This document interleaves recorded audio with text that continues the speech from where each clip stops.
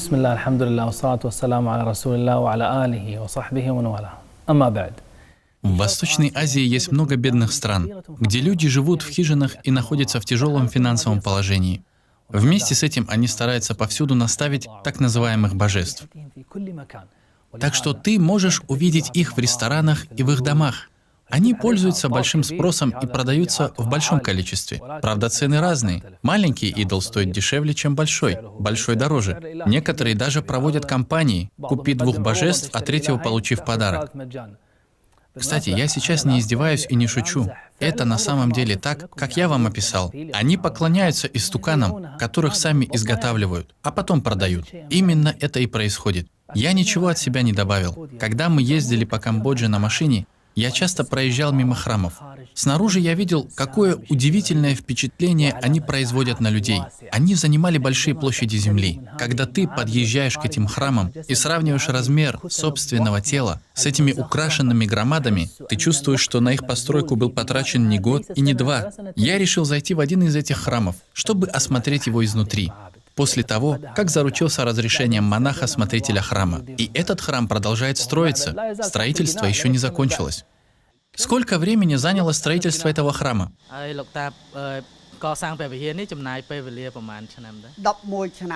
11 лет. 11 лет. Да. Когда ты заходишь внутрь, глаза не могут не пройтись по всем этим золотым украшениям и не заметить, сколько труда в них было вложено и каких чрезвычайных трат это потребовало. Украшения, орнаменты, резьба, золото, статуи, изображения — это нечто поразительное. Мне не давал покоя один вопрос. Я все хотел задать его, но переводчик предупреждал меня не задавать этот вопрос. Но я так и не смог сдержаться. Я не смог стерпеть. Разве у вас нет большого количества бедных, нуждающихся людей? Возможно, если бы украшений в храме было бы поменьше, вы бы смогли отдать деньги бедным, и они бы жили и не умирали. Вы думаете, он ответил на мой вопрос? Нет, не ответил. Он начал говорить о чем-то другом. Тогда я попросил переводчика вновь задать ему этот вопрос. Я попытался услышать от него хоть что-то, но он нас так и не просветил. Строить надо хорошо и прочно, как следует. Нет, скажи ему насчет этих украшений. Что, если бы деньги на украшения они раздали бедным? Он лишь сконфуженно улыбнулся. Кто-то может сказать: вы, мусульмане, тоже украшаете свои мечети. А кто говорит, что это правильно? Это ошибка. Посланник Аллаха, да благословит его Аллах и приветствует, запретил украшать мечети и сказал: «Судный день не наступит, пока люди не станут украшать мечети». И истину сказал пророк, да пребудет над ним мир и благословение Аллаха. Вместо каких-то украшений и лишних трат на одну мечеть можно было бы построить еще одну мечеть. Так или иначе, мы продолжали изучать обычаи и традиции тех стран. Однажды я поехал, чтобы проведать одного больного, которого ранее мы отвезли из деревни в столичную больницу.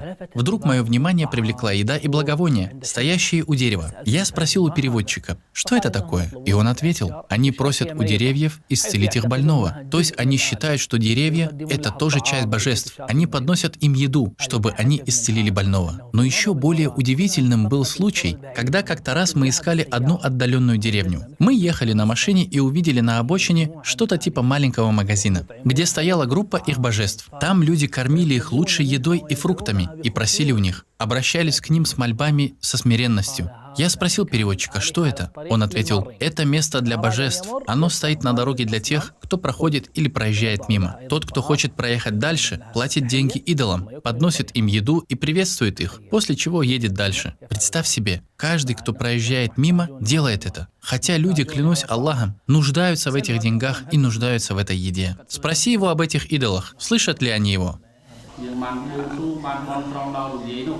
Когда мы обращаемся к ним, мы не знаем, слышат ли они нас, но мы просто приходим к ним и просим их, и все.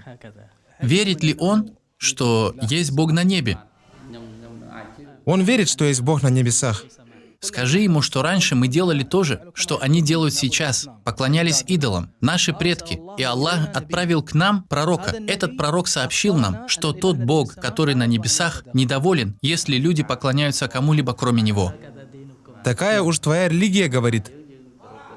Он говорит, но мы буддисты, а у буддистов такие уж традиции. Скажи ему, что если он будет поклоняться одному Богу, он ощутит спокойствие и душевный покой. Это наш призыв для него. Мы до него донесли. Пусть он пойдет и подумает. Спасибо. Я пытался убедить кого-нибудь из них, но без толку. Тогда я пошел посмотреть, что служители этого храма делают с едой и деньгами, что делают люди, ответственные за храм. Они питаются за счет этих подношений. Сейчас они поглощают эту еду, которую изначально собрали из имущества тех, кто проезжал мимо. Они поедают самую вкусную еду и забирают деньги себе. Люди знают это, но вместе с тем продолжают платить каждый раз, как проезжают мимо этого места. Субханаллах. Кто-то может сказать, почему ты это так порицаешь? Есть и среди мусульман те, кто делает то же самое, только по-другому это называет. Когда кто-то просит помощи у так называемых баракатных камней или надгробий, честно говоря, да, есть такое. К сожалению, есть среди мусульман люди, которые это делают, причем даже в арабских странах. Я собственными глазами их видел. В Йемене, посреди пустыни, я видел макам из камней, над которыми сделали тень. От этого места они пытались получить благодать посредством благовоний или чего-то еще. Я спросил их, кто же так делает? Они ответили, это гробница, расположена на месте, где умер один человек. Потом он был похоронен в другом месте. И вот эти камни они поставили там, где он умер, в качестве знака, и пытаются получить от них особое благословение и благодать. Возможно, некоторые энтузиасты захотят разрушить это своими руками, чтобы таким способом сделать порицание этому действию. Но это неправильно и не мудро. Мудро будет, если сначала ты разрушишь эти камни в людских сердцах. Иначе потом они взамен построят другую гробницу. И действительно, мы начали искать внуков того человека, который умер, и в память которого поставили эти камни. Внуки отвечали за эти камни. Мы долго говорили с ними, объясняя им шариат Всевышнего Аллаха в этом вопросе. И в конце концов, хвала Аллаху, Аллах раскрыл их сердца, и они восприняли наши слова. И своими же руками разрушили макам своего деда. И это гораздо лучше, чем если бы мы сами это сделали, потому что так они это сделали с убежденностью.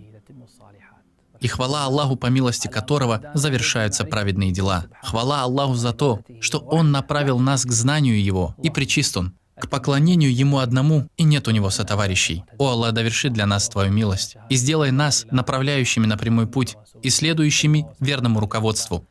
Аминь, о Аллах, и хвала Аллаху, Господу миров.